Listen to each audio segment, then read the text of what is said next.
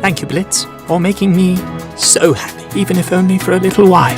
Uh-oh, looks like Stolas and Blitz's relationship is on the rocks. Or at least, that's what they want you to think. But I see what's really going on here. The indie animation scene is dishing out a full-course meal this summer, as not only do we have some more amazing digital circus headed our way, but we also have the return of Helluva Boss with the rest of Season 2. And it looks like they're rolling out all the stops. The DHORKS and Cherubs are teaming up, Satan's throwing his hat into the ring, Blitz is uncovering childhood trauma, Stolas is finally fed up with the Stolit situationship, and I'm losing my mind trying to keep track of all of this. Now we know there are 5 episodes in the back half of this season. The Full Moon in May, Apology Tour in June, Ghost Fuckers in October after a summer vacay, Mastermind in November, and finally Sinsmas brings it home in December. Yet I have a hunch that this trailer is only featuring clips from the first 4 episodes. Partially because animation is time consuming, it seems like these episodes aren't fully completed until right before they drop, and there's also not a single hint of the Sinsmas spirit in this trailer. And to set ourselves apart from all the other breakdowns you watch before clicking on this one, I want to analyze and sort all these scenes by the order of episodes I think they're in, and the arc I believe they're setting up for our boy Blitz. Because while everyone thinks we're heading for a breakup and spiral, which could totally be the case, I think the Helluva Boss crew is going to throw a curveball at us, taking us on a feels trip in a different way. And that the second half of the season will draw inspiration from one of Vivzy Pop's favorite animated series, BoJack Horseman. That's right, things are going to get insane. So let's waste no time and dive right in.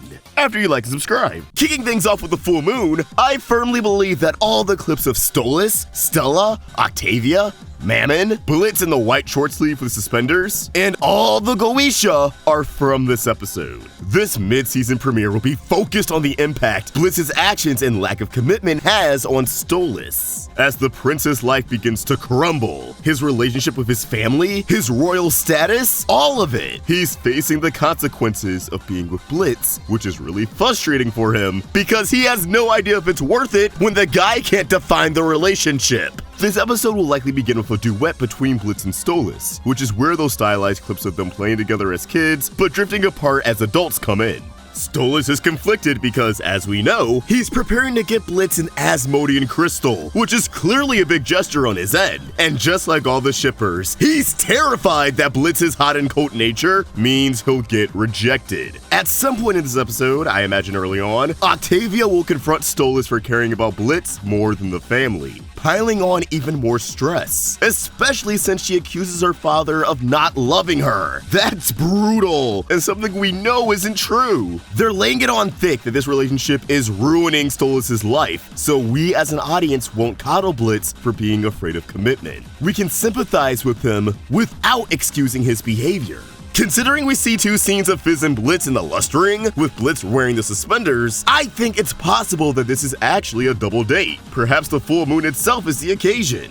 And if I had to take a guess, this scene with Blitz taking this massive danky candle out of a bag is their gift exchange. Notice the fit in the moon behind him. While I'm sure the danky brand is nice, it can't hold a candle to the crystal, highlighting how they're on 2 different pages when it comes to their relationship. Blitz goes for something casual, something that's designed to burn bright before dying down and fizzling out. Candles are temporary. Meanwhile, this Asmodean crystal not only doubles as a thoughtful piece of jewelry, but it directly services Imp. It's an item that has some long-term use. It represents Stolas' desire for a long-term relationship. Stolas will obviously be disappointed by this, and coupled with his life falling apart, he'll inform Blitz that this transactional thing isn't working out. He wants to be wanted by someone. He craves for someone to desire him just as much as he desires them. And they pretty much have a breakup halfway through the episode, which is where Stolas has that tear-jerking line, thanking Blitz for making him happy, even if only for a little while. But before they can call it quits for good, Stella lets it slip to her brother Andrealphus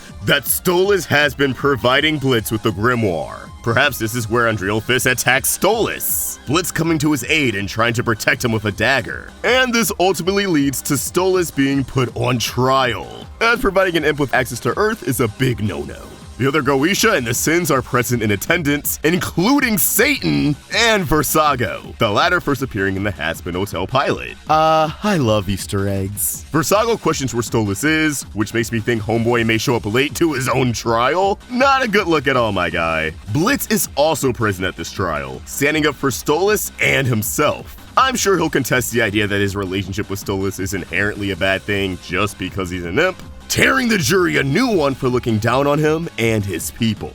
But unfortunately, I think Stolas will be deemed guilty and stripped of his royal status, losing the grimoire and having his reputation go down the drain. Satan calling him a disgrace. Now, the trailer wants us to believe that Stolas asking, "Do you have any remorse for what you do?" is directed at Blitz, but really, it's directed at Stella for causing him to lose everything.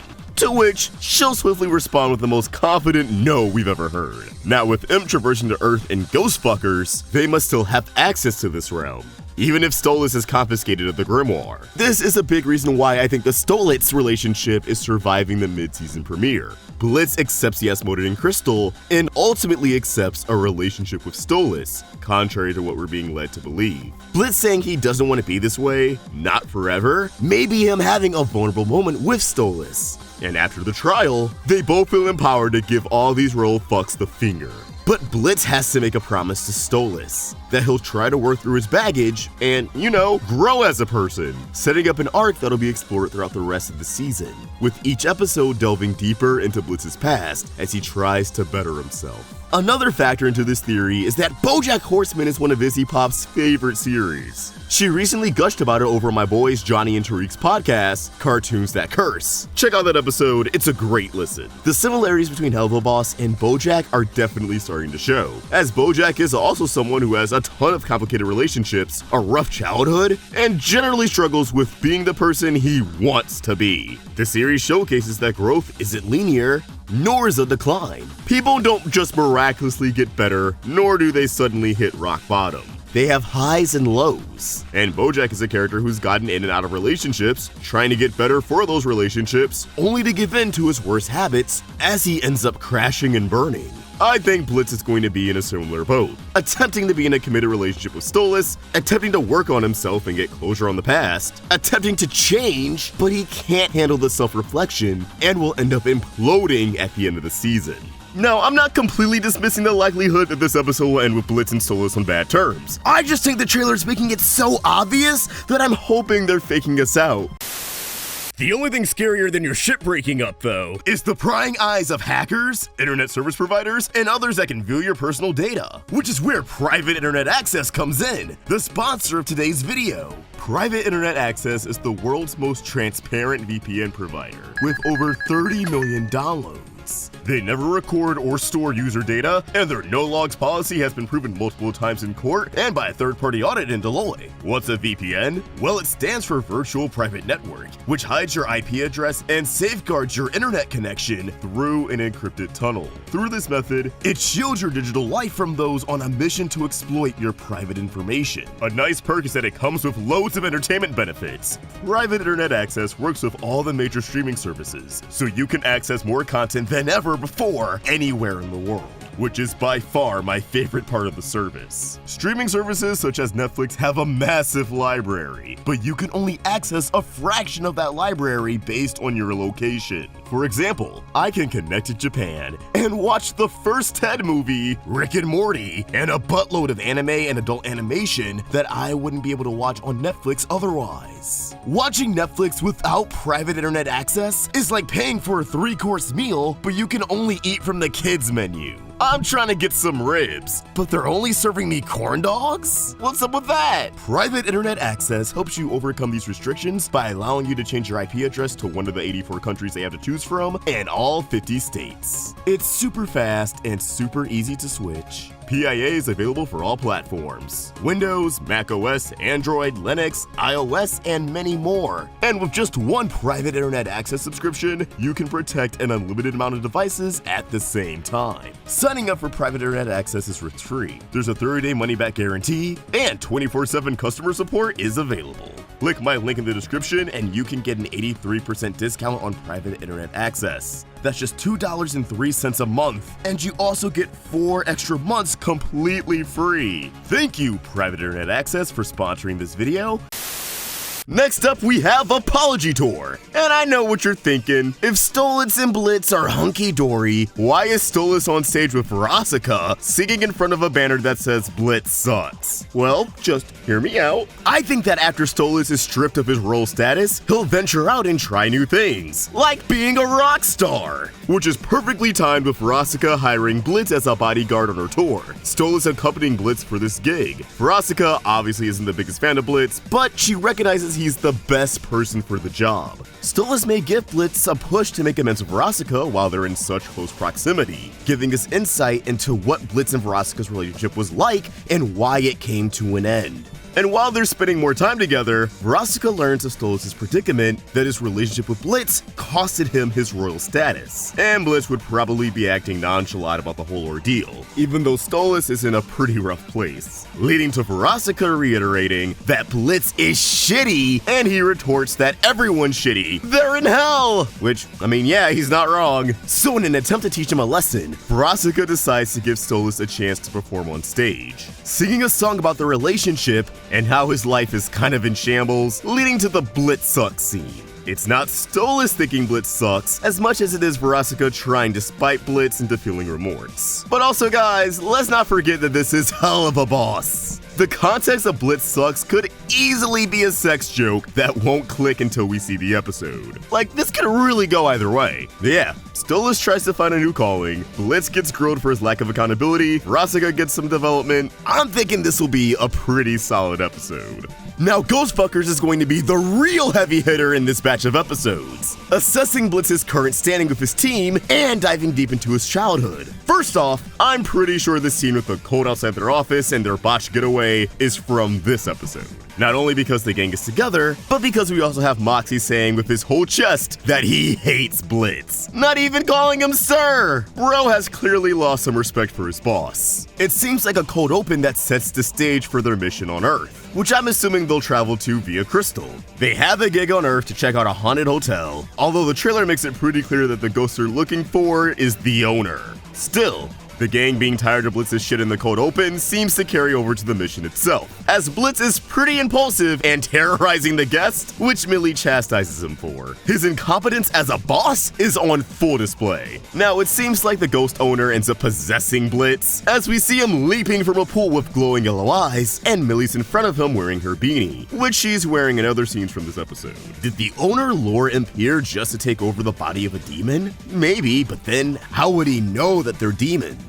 It easily could just be a happy accident. Like, oops, I thought I was getting a human body, but this is way cooler. It seems like while the owner is in control of Blitz's body, he's trapping Blitz in some sort of mindscape that forces him to relive his most painful memories, the things he feels guilty for. We see Fizz crawling towards him during the incident at the circus, followed by confirmation that Blitz's father Cash was likely the one who kept Blitz and Fizz apart, which makes me wonder if this is a repressed memory. He blocked it out, and now this ghost is bringing it back to the surface. We also see a memory of Fizz, which I'm pretty sure is from a previous episode prior to the reconciliation, as that's followed by a scene from Season 1's finale, Ozzy's, with Verosika and Stolas, except this time from Blitz's point of view. Not only does this highlight how he does harbor a lot of guilt for how he's treated people, but it may allude to how Apology Tour will end.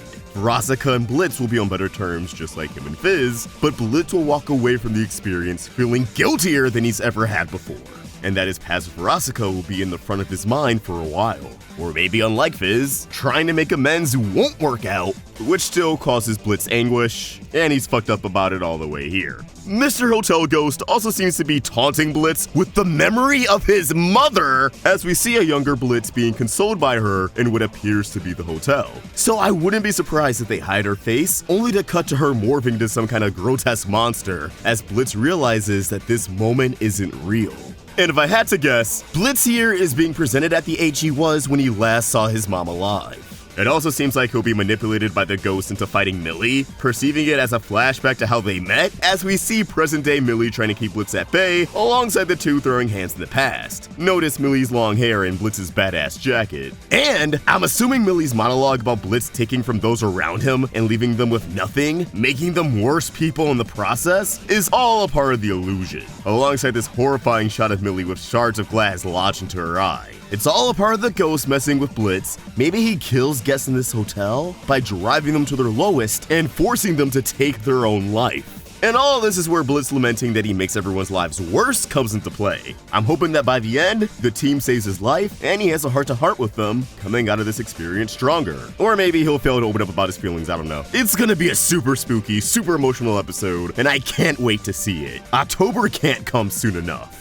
Mastermind is probably the episode where the Cherubs and Dorks team up. We can see that the Dorks are interrogating the disgruntled Cherubs, who are hell-bent on exacting revenge on the squad. I have a feeling they're gonna have an amazing dynamic with the Dorks. And I love how the Cherubs have just given up on getting back into heaven, and after watching season 1 of Hazbin Hotel, I'm really curious on what the rules are. Like, there's no shot at them getting back in, they're just stuck on Earth? That sounds like the perfect setup for them to become full-fledged fallen angels. Imagine if by the end of this episode, they're demons in hell, and then they cross over to Hazbin Hotel season 2, trying to get back into heaven by checking into the hotel. That would be godly.